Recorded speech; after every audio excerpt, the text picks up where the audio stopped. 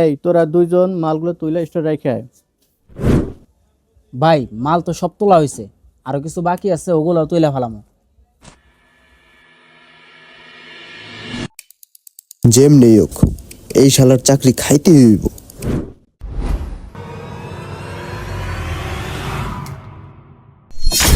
কি রে, তুই এটা কি করলি? মালগুলা ফালাই দিলি কেন? ভাই জাহাঙ্গীর ভাই আপনার সব মাল ফালাই দিয়ে নষ্ট করে ফেলাইছে। কি কস তুই এগুলা মেহেদি? আমি কেন ফালাইতে যাম? তুই তো ধাক্কা দিয়ে ফালাইলি। কি করছে? দাঁড়া আমি আইতেছি। যাই শর্ত, এই তো দিকে ভাই ডাকছে না আমারে?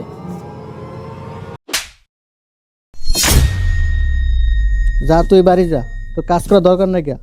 আমার লগে থাকি, আমার লগে খাইয়ে বেইমানি করো, আমি যেন তোর চেহারা যেন না দেখি। এক্ষুনি বাড়ি যা। ভাই আমি তো কিছুই বুঝতেছি না কি হইতাছে এগুলো আমার সাথে। আপনি কিছুই বুঝবেন না, বেশি ভালো এবার গেছিলেন না, তাই একটু খারাপ বানাই দিলাম।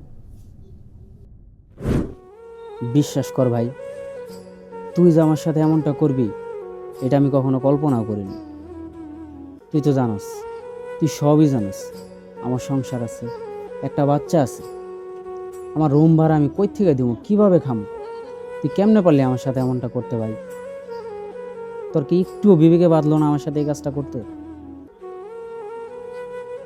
তোর এই বিচার আল্লাহই করবে, আমি উপরওয়ালার কাছে বিচারটা দিয়ে গেলাম।